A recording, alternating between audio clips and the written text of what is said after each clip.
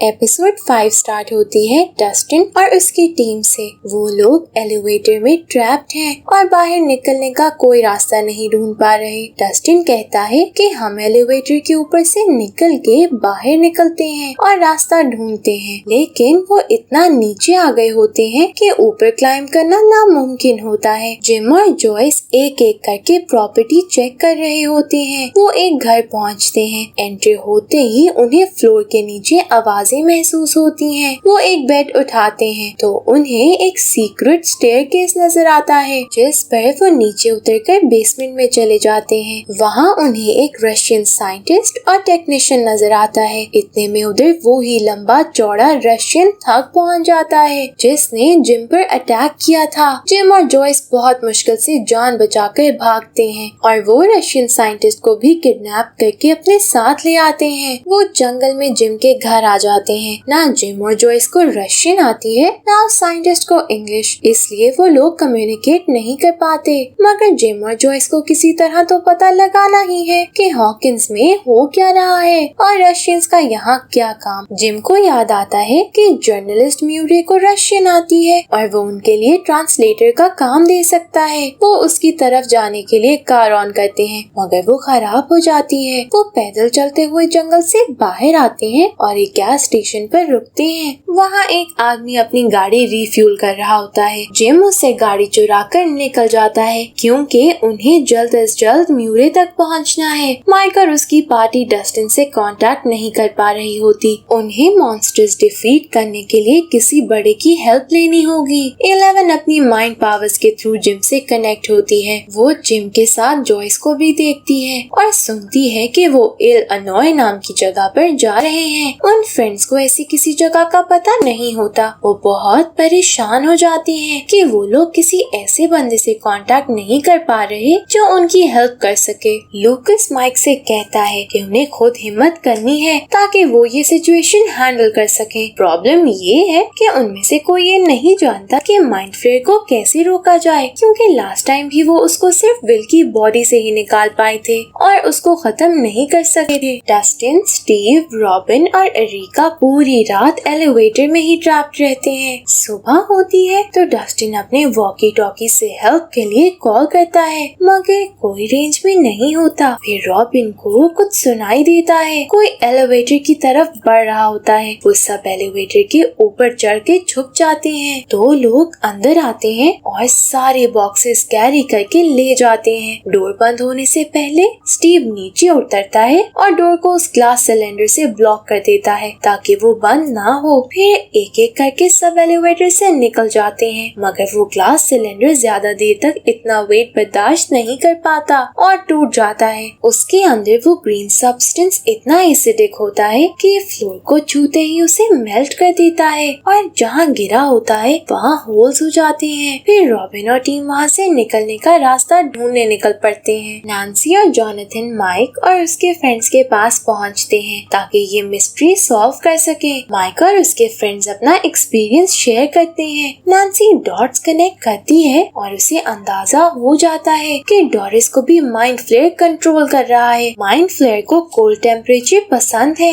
और डोरिस की बॉडी का टेम्परेचर काफी लो था और जब बच्चों की बिल्ली से फाइट हुई उसी वक्त डोरिस की हालत भी खराब हो रही थी। अब वो सब इस सोच में पड़ जाते हैं कि माइंड फ्लेयर को कैसे ढूंढा जाए। फिर विल को याद आता है कि नैन्सी ने उन्हें बताया था कि डोरिस को जब हॉस्पिटल लेकर जा रहे थे तो वो कहीं और जाने का कह रही थी। विल कहता है कि उन्हें डोरिस को जाने देना चाहिए, फिर वो उसका पीछा करते हुए माइंड फ्लेयर तक पहुंच सकते हैं या उन्हें कोई और क्लू भी मिल सकता है। लेकिन उससे पहले वो हेथर के घर जाते हैं क्योंकि उनको शक होता है कि बिली ने हेथर को भी इन्फ्लुएंस किया है। और फिर ऑफिस में टॉम की भी हालत इतनी स्ट्रेंज लग रही होती है। जब वो उनके घर पहुंचते हैं तो डाइनिंग टेबल उस रात की तरह सेट हुई होती है। खाना अभी तक वैसा ही पड़ा होता है, कुछ सामान बिखरा होता है, कारपेट पे खून होता है। नैन्सी को याद आता है कि टॉम के फोरहेड पे बैंडेज लगी हुई थी। एक वाइन की बोतल पर खून लगा होता है और जमीन पे घसीटने के निशान भी होते हैं। उसे अंदाजा हो जाता है कि टॉम और उसकी वाइफ को भी किडनैप करके बिली अपने साथ ले गया होगा। जब वो किचन में जाते हैं तो देखते हैं कि हर तरफ मुख्तलिफ केमिकल्स की बॉटल्स फैली हुई हैं। शायद डोरिस की तरह वो भी केमिकल्स खा रहे थे, लेकिन केमिकल्स तो ह्यूमन बॉडीज के लिए बहुत खतरनाक होते हैं। यानी कि ये लोग जो टाउन में फिर रहे हैं वो ह्यूमंस हैं ही नहीं। वो रशियन थग भी जिम और जॉयस को ढूंढता हुआ स्टोर तक पहुंच जाता है और शॉपकीपर से उनका पता लगाता है। स्टीव, रॉबिन, डस्टिन और एरिका लैब से बाहर निकलने के बजाय बिल्कुल उसके सेंटर में पहुंच जाते हैं। हर तरफ साइंटिस्ट और टेक्नीशियंस फिर रहे होते हैं। एरिका को एक डोर नजर आता है जो कॉम्स रूम में खुलता है, यानी जहाँ सारी कम्युनिकेशन और नेटवर्क डिवाइसेस होती हैं। वो छुपते हुए उस रूम तक पहुँचते हैं जहाँ एक आदमी बैठा होता है। स्टीव और उसकी फाइट होती है और स्टीव उसे बेहोश कर देता है। उधर से ऊपर जाकर रॉबिन को एक रूम मिलता है जहाँ से कुछ रशियंस कोई मशीन ऑपरेट कर रहे होते हैं। वो सबको ऊपर बुलाती है। वो छुपकर देखते हैं एक बहुत बड़ी मशीन होती है जिसमें रशियंस वो ग्रीन सब्सटेंस वाले सिलेंडर्स लोड कर रहे होते हैं और फिर उस मशीन में से एक लेजर शूट होती है जो किसी वॉल की तरफ पॉइंट कर रही होती है। उस वॉल में आहिस्ता आहिस्ता क्रैक पड़ रहा होता है। रशियंस अपसाइड डाउन में जाने के लिए गेट खोलने की कोशिश कर रहे हैं। माइक और उसकी पार्टी डोरिस के पास हॉस्पिटल जाते हैं। नैन्सी और जोनाथन ऊपर उसके रूम में जाते हैं और बच्चे नीचे लॉबी में वेट करते हैं। नैन्सी और जोनाथन रूम में पहुंचते हैं तो डोरिस वहाँ होती ही नहीं। पीछे से टॉम की आवाज आती है। वो पीछे मुड़कर देखते हैं तो टॉम के कपड़ों पर खून लगा होता है। टॉम उन पर अटैक करता है मगर जोनाथन उसके सर पर वेज मारता है और वो दोनों वहाँ से भागते हैं। वो बाहर निकलते हैं तो सामने ब्रूस द हॉकिंस पोस्ट में उनका बॉस खड़ा होता है। वो भी उन्हीं के साथ लग रहा होता है। वो उससे भी बचकर भागते हैं। उस फ्लोर पे मौजूद सारे स्टाफ को उन्होंने मार दिया होता है। नैन्सी को फोन नजर आता है जिससे वो नीचे डेस्क पर कॉल करती है मगर कोई फोन रिसीव नहीं करता। इतने में ब्रूस आ जाता है और जोनाथन पर अटैक करता है। नैन्सी पीछे से सिजर्स उसके शोल्डर पर मारती है।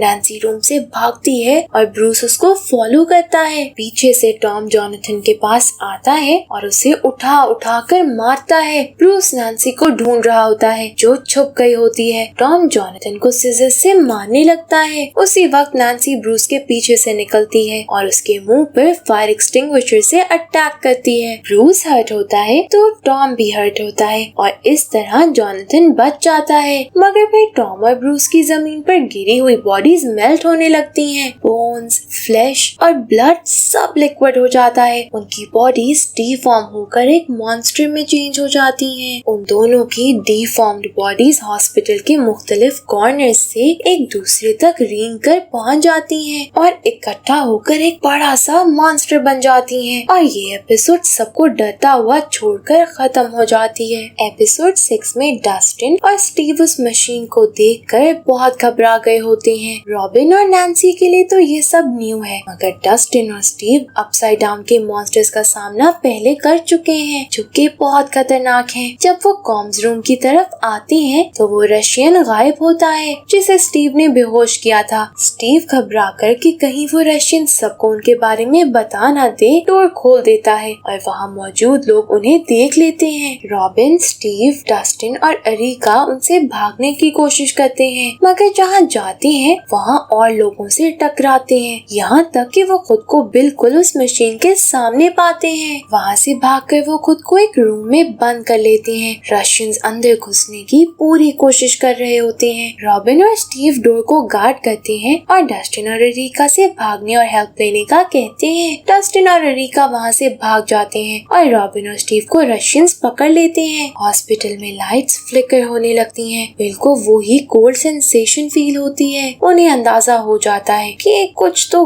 गड़बड़ है। वो भागकर ऊपर जाते हैं। नैन्सी खतरे में होती है। वो मॉन्स्टर नैन्सी पर अटैक करता है और उसे बिल्कुल मारने ही लगता है कि 11 वहाँ पहुँच जाती है। वो उस मॉन्स्टर को उठाकर दीवार में पटकती है, फिर उसको विंडो से बाहर फेंक देती है। जोनाथन नैन्सी को संभालता है और बच्चे नीचे भागते हैं। वो मॉन्स्टर रेंगते हुए गटर से एस्केप कर जाता है। गटर से ट्रैवल करते हुए वो मॉन्स्टर फैक्ट्री तक पहुँच जाता है जहाँ एक और मॉन्स्टर उससे बड़े साइज में नजर आता है। वो उसके साथ कंबाइन हो जाता है और फिर बिली कहता है इट्स टाइम, यानी यही वो वक्त है। म्यूरे के घर पर जिम और जॉयस उस रशियन से इन्वेस्टिगेशन कर रहे होते हैं जिसमें उन्हें कोई प्रोग्रेस नहीं होती। वो उससे पूछते हैं कि जो जनरेटर्स उन्होंने उस घर में देखे थे वो किस चीज को पावर कर रहे थे, मगर वो उन्हें झूठ बताता है कि वो मॉल के लिए थे। जिम और जॉयस को समझ आ जाती है कि ये कल से बस बात घुमा रहा है और सच नहीं बता रहा। जिम गुस्से में आकर उसे मारता है और हैंडकफ और कार की कीज देकर घर से निकाल देता है। क्योंकि जिम रोजाना क्रिमिनल से डील करता है तो उसे पता होता है कि वो भी उस रशियन थग से डरा हुआ है जो उसे चुप रखने के लिए जान से मार देगा, इसलिए वो उनके पास नहीं भागेगा। और फिर ऐसा ही होता है, वो भागने के बजाय उनके पास वापस आ जाता है। वो उन्हें बताता है कि जो घर उन्हें मिले उनके नीचे जनरेटर्स हैं जो एक मशीन को पावर कर रहे हैं जिसे वो की कहते हैं। वो ये की अपसाइड डाउन का पोर्टल खोलने के लिए यूज कर रहे हैं। रशिया में ये एक्सपेरिमेंट फेल हो गया था क्योंकि हॉकिंस में पहले भी पोर्टल खुल चुका था, इसलिए वो अब यहाँ एक्सपेरिमेंट कंटिन्यू कर रहे हैं। जॉयस पूछती है कि क्या पोर्टल खुल गया है, जिसका वो रिप्लाई करता है कि अभी वो खुल रहा है। हॉकिंस में इंडिपेंडेंस डे सेलिब्रेट करने के लिए मेयर लैरी बहुत शानदार फेस्टिवल अरेंज कर रहे हैं। लैरी के पास वो रशियन थग आता है और उसको प्रेशराइज करता है कि वो फौरन उसे जिम तलाश करके दे। डॉक्टर ओवंस ने जाने से पहले जिम को एक नंबर और आइडेंटिफिकेशन कोड दिया होता है कि जरूरत पड़ने पर वो उनसे कांटेक्ट कर सके। जिम और जॉयस वहाँ कॉल करते हैं और डॉक्टर ओवंस को रशियंस और गेट का मैसेज डिलीवर करने का कहते हैं और उनसे बैकअप रिक्वेस्ट करते हैं। फिर वो अपने बच्चों को प्रोटेक्ट करने के लिए हॉकिंस की तरफ निकलते हैं। रशियंस समझते हैं कि स्टीव एक स्पाई है और वो उसे इंटेरोगेट कर रहे होते हैं, मगर स्टीव के पास उनको कहने के लिए कुछ नहीं होता।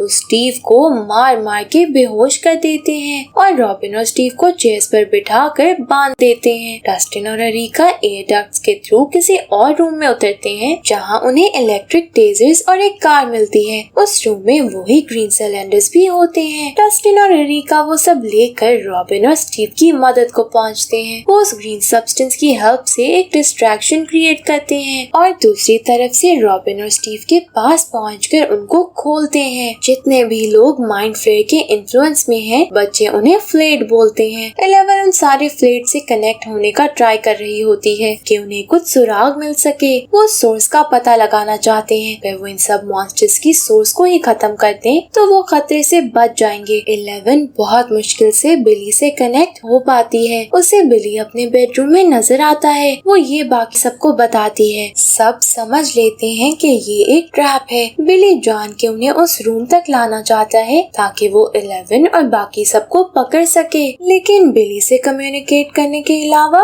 उनके पास और कोई ऑप्शन नहीं होता। वो दोबारा बिली से कनेक्ट होती है। उसके माइंड में वो बिली की सारी मेमोरीज देख सकती होती है। वो कैलिफोर्निया में एक बीच पर होती है और उसे वहाँ सोर्स भी नजर आ जाती है, मगर इसका पता लगाने के लिए उसे बिली के माइंड में और डीप जाना होगा। 11 और जोर लगाती है, तब उसे वो फैक्ट्री नजर आती है। यही जगह तो उस मॉन्स्टर की सोर्स है। वो उसके माइंड से निकलकर वापस आना चाहती है, मगर बिली ऐसा नहीं होने देता। अब बिली का 11 के माइंड पर कंट्रोल है। बिली और उसकी पूरी आर्मी 11 को देख सकते हैं और उसकी तरफ बढ़ रहे होते हैं। 11 बहुत घबरा जाती है। वो वहाँ से निकलना चाहती है। बिली उसे कहता है कि ये हम तुम्हारे लिए ही तो बिल्ड कर रहे थे, इतनी मेहनत तुम्हारे लिए ही थी। अब वक्त आ गया है, पहले वो 11 को अपने रास्ते से हटाएंगे, फिर उसके फ्रेंड्स को और फिर सबको मार देंगे। 11 बहुत डर जाती है और उसकी नाक से खून बहने लगता है और वो कमरे में वापस आ जाती है। फेस्टिवल में लोग एंजॉय कर रहे होते हैं, लेकिन ऐसा लगता है कि उनके दरमियान उस मॉन्स्टर की आर्मी भी प्रेजेंट है। फिर उस फैक्ट्री में मौजूद लोग मेल्ट होते हुए उसी मॉन्स्टर की फॉर्म लेने लगते हैं, जिसके बाद वो सब मिलकर एक बहुत बड़ा मॉन्स्टर बन जाते हैं और इस पे एपिसोड एंड हो जाती है। Stay tuned to see what happens next.